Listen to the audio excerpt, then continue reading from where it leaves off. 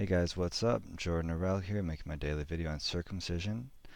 And so there's a lot about this topic already about what the real reason you're circumcised is, as is the title of the video of the episode, Adam Ruins Everything, where he goes over the American history.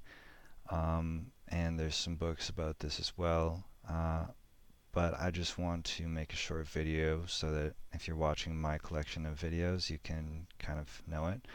Um, it's pretty obvious that circumcision, in Judaism they say, well, Abraham started it, and it's pretty agreed upon by most scholars who aren't biblical and, believing in the literal translation of Christian texts, that it's pretty clear. It probably started with Egyptians before that, and the Jewish people adopted it from Egyptians.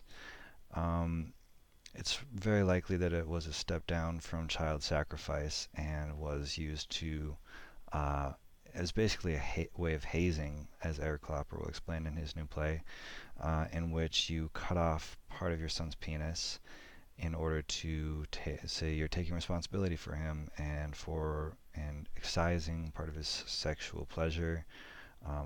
And a lot of people think ancient cultures didn't know that much and weren't that intelligent. But I think we're forgetting that they are animals and they are very intuitive about their own bodies. They still have their bodies, they're still experiencing their bodies, even if they don't know advanced math. They understood their own bodies very well, perhaps even better than we do today, because they're more in touch with them versus in their heads all the time. So they knew very well that, yes, this is sort of a way of uh, emasculating men and getting them to focus more on, producing more for society, on being sort of sheep in the herd and not rocking the boat too much because they're not going to be as interested in sex. There's a lot of Jewish writers throughout all time who have praised circumcision for its great decrease of sexual pleasure and sensitivity. Um, and I think it's pretty widely agreed upon by anyone who's really seriously studied the issue that, yeah, of course, cutting off part of your dick, the part with the most nerve endings, the part that feels the best, which is widely known by everybody who doesn't live in a circumcising society. Everybody else knows it's the most pleasurable part of the penis. That's going to decrease the sexual pleasure. That's the point of it, is to make sex not feel as good, to especially make masturbation not feel as good. I've been playing with the idea lately that it might weaken men specifically, actually, so that women are somehow stronger, which could have something to do with feminism's rise in the United States. I don't know, just postulating. Um, but it's basically to weaken men, to make them more docile, more traumatized, which also weakens them in a lot of ways and makes them easier to control.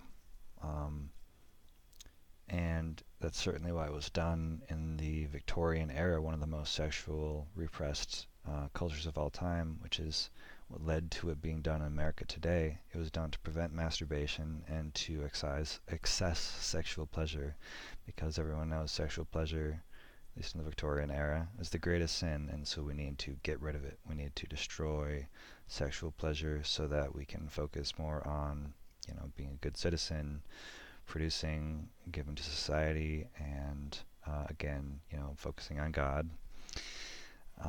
Because what's more ungodly than the foreskin that God made you with? So, or pleasure. God only likes pain, apparently.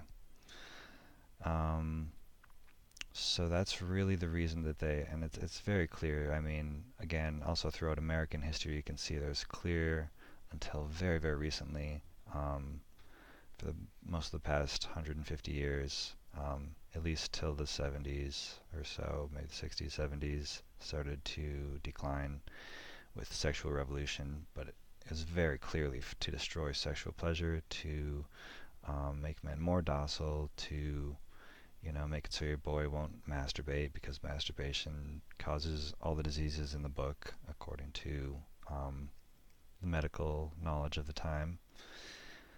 And so the real reason that circumcision has been done throughout the ages, for since it's as long as it's been done, it's been very clear that it's to damage sex. We've developed amnesia about this very recently because it's like, well, if circumcision might harm sexual pleasure, then that can't be right. Like, there must be a real good reason we're doing it. And so we've like post hoc tried to find all these reasons and constantly been searching, and we haven't found any. We've done study after study after study, and once in a while you get one poorly done study that was fucked up somehow, or that was just happened by chance to produce results. Out of all of the studies, you're gonna accidentally have one that has, skewed results because there's so many of them, and that's the one that gets published. That's when they say, oh, we found it. We got the study that shows circumcision prevents all these diseases. Um, and again, nobody else finds that in the rest of the world. We actually have higher rates of pretty much all the diseases that circumcision supposedly prevents. So it's not done to prevent diseases. Like, it's just not. Yeah, I'm not going to waste time on that because it's an absurd argument that part of our body that evolved to be there, that specifically evolved in humans to be very, very, very specially designed for sexual pleasure.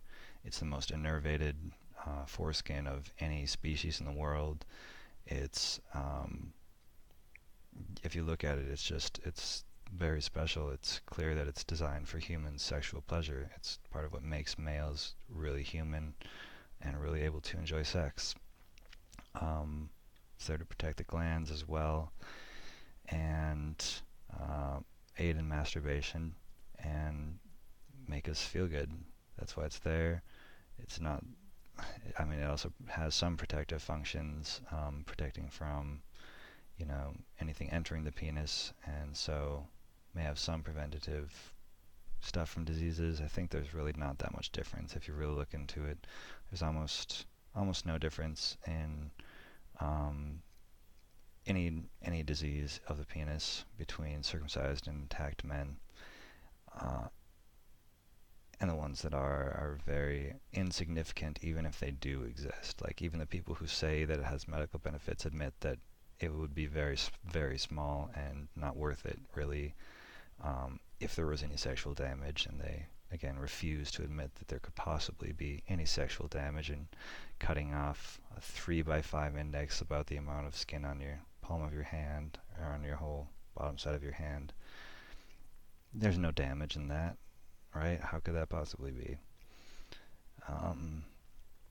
So, again, that's the real reason that circumcision happens. And it continues because of myths, because of psychology, because of, his penis has to look like mine, and, doctors continuing to say, yeah, it's sure, $500, I'll cut off part of your son's dick. Yeah, it could help with something maybe, or just look like yours, whatever. It's fine, just cultural. Yeah, he probably won't mind screaming in agony. I'm sure he doesn't feel anything. So, that's it for today, guys. If you have any more questions about this, I'd love, or any more information than I do. I'm certainly not a professional on this topic specifically, but it's a very interesting one.